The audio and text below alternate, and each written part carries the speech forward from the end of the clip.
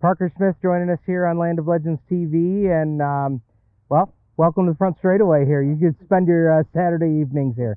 Yeah, it's a lot wider when you're standing on it than when you're racing on it. I imagine. I think for obviously your fans, your family, they know your racing story, but we've got a much bigger audience on Land of Legends TV now, and you are one of the young guys that are coming up through in the street stock ranks specifically, and we want to introduce our drivers to the fans more. So tell fans on Land of Legends TV Parker Smith's racing story. So my dad, he's raced his whole life. He started when he was about 19, I think. So since I was born, he's been racing. I don't know any weekends without going to a racetrack. And then when I turned 15, I decided that I wanted to take Dad's old car that he won tons of races in and try to give it a whirl. And so we went to Paradise, got a lot of practice laps in there. I started getting faster and faster, and then he said, all right, we can come down to Canandaigua and see what you got. And at that time, it was the pro stocks and the pure stocks all running at once. So my dad was running pro stocks with the 10-inch tires, so I was on the 8-inch tires and the pure stocks, so it was kind of hard to watch both races. But my first race here, I remember I was taking it nice and easy. I went into turn 1 and 2, and I saw a pack of 7 or 8 pro stocks go right below me, just flying by me. Like, oh my God. Got your attention quick. Yeah, but I held my line and didn't wreck anyone, didn't wreck myself. It all ended up fine. Now here we are. What's your earliest memory of going? Is it coming here to the races? What's your earliest memory going back of being at the track? And yeah, specifically here, Dad would travel to Rolling Wheels when it was running. He'd race at Weed Sport when they ran street stock. But yeah, mostly here. He raced here every weekend because we're 5 minutes up the road. And just the times here when we had the ice cream truck and the guys I was watching then are a lot of the same guys I'm racing now. Yeah, what's that like? It's weird, but it's nice to know that I can run with them and be competitive. Yeah, I mean, guys that you stood along the fence and watched, and now you're out there with them. Was that intimidating at all at first, or? Yeah, but you get to know the guys, and they're all cool. All the guys that I race against, I can talk, have a nice conversation with them, share a laugh. Yeah, I love the street stock class because that's how we all are. We can talk to each other, give each other tips. You guys seem to have just as much fun off the racetrack as on the racetrack. Tell us a little bit about something that you do outside of the racetrack that fans that tune in and watch your race on Saturday night that they might not know of, whether it's a hobby or what you do outside of the racetrack. Well, when the pandemic hit, I was out of work. Everyone was pretty much out of work. So I had to find something to do. I couldn't just sit home all day, and I figured out that I really enjoy hiking. So since COVID started, I've been traveling around the state, and, even going out of state, finding places to travel to and hike the trails. What's the favorite place that you found doing that? As of now, it's Conklin Gully in Middlesex. Oh, really? Okay. So not far from here. Yeah. That's awesome. What's the farthest away that you've been to? Me and Alyssa went to Port Royal for a race, and not so much hiking, but like exploring around the back roads and stuff. But yeah, that was cool. Going all the way into Pennsylvania, seeing stuff you don't see every day. Yeah.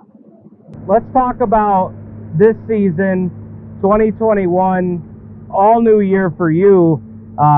New to your team race car, stout race car. You've been on track when we're recording this. You've been in one race with it so far.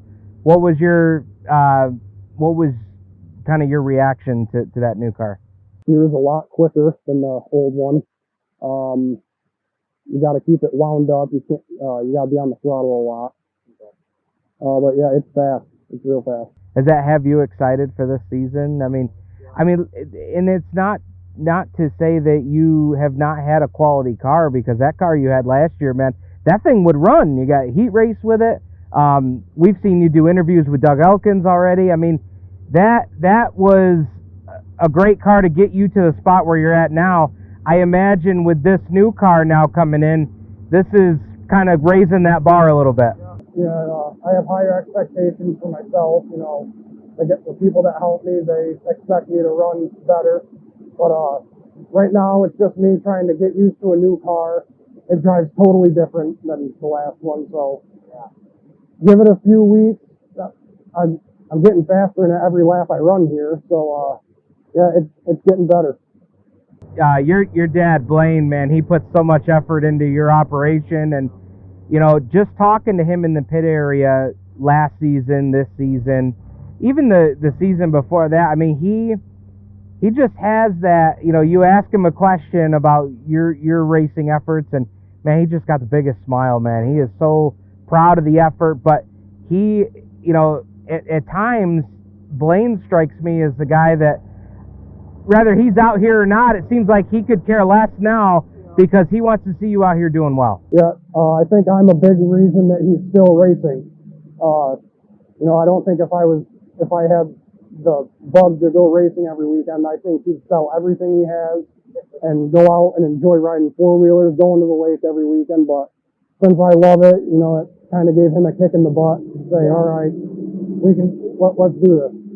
I'm always interested, you know, with racing families is, you know, do they see if their child likes it? Do they, you know, is it one of those, well, Dad did, so how did that work?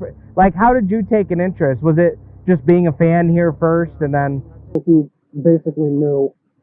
I was here every week, watching him every week. I traveled with him to every track he went to when I was younger. So yeah, I think he knew that I was gonna get in a race car someday. What's your favorite part about here? Is it a particular corner? Is it coming down doing the wave lap? What's your favorite part of race night? It's just fast. You pick up a lot of speed on the straightaways. You know, you can get through the corners fast. Saturday night, man, during the heat, I was entering up top in turn one, and it would look like Mark and Mike Welch, they would be pulling away, and then I come into the frame, and you just get these massive runs out of nowhere. And it's just, the speed is off. That's got to be a huge smile going down the back straightaway. That's awesome. No wins on the career yet, but I feel like the way you've run the last couple seasons, you've got big momentum with a new car here. That win's coming. What does it feel like to you? Do you feel like it's coming, and have you even kind of thought about what that experience would be like? I think about it all the time. It tears me up knowing, like, man, what does it feel like to drive to victory lane and have everyone crowd around your car and celebrating? I want that, but I know it's going to be a really hard thing to do with this class. You know, you got so many competitive cars, competitive drivers. I'm going to have to earn it. Yeah, absolutely. You've had the unique experience, like many of the drivers here, of going through 2020 with no fans in the grandstands to Saturday night. Man, it wasn't a standing room only, but there was a lot of people here. What was that like? I mean, this place to me felt like it was a completely different place, even though we're at the same location. It felt nice waving on the front straightaway instead of the back straightaway at the camera. Yeah, absolutely. No, that's true. That's absolutely true. Talking about cameras, you know, Land of Legends TV live this year, free for people to tune in. Have you been able to kind of market that to friends and family that either come here or aren't able to make it here? You know, I have family that lives out of state, you know, a ways away from here. And, you know, I tell all of them, you can watch it all for free this year live. And I think a lot of them do. Awesome. Very cool. We've got, at the time we record this, we've got one race in on the year. Do you have any goals? Are there any, you know, specific things that you want to achieve here? Obviously, I know you want to win here. What else is on that list of, you know, we would like to achieve that this year? You know, my biggest goal this year is finish consistent top five. You know, I got 6th last week. I missed it by 1 spot, but you can run in the top 5 here. I think you're guaranteed, not guaranteed, but you're in the running to get a win. I mean, there's been years past where a top 5 here is a good feat, but man, the way this competition has been, a top 5, that's a great night here lately. So awesome. Tell us about some of the folks that helped make this whole process happen for you. First of all, my dad, he busts his butt every day in the garage. I would not be racing without my dad. He does most of the work on the car. I go out and help him, but he's good at the mechanical stuff underneath the car. My family, my mom, my sister, my girlfriend, they're all really supportive of what I do. Sponsors on the car, we got a lot of them. Mike Maston, he builds our motors. He has for a while. Smith Drywall, my uncle's drywall business. They've been on the car since I started. They've been on the car since my dad started.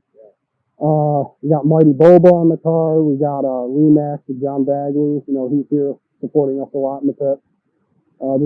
There's so many. There's Hastings. That's my dad's sponsor. One of his big ones. Shepherd Ford. I had Raceway and Bowl where I work come on this year. Good deal, man.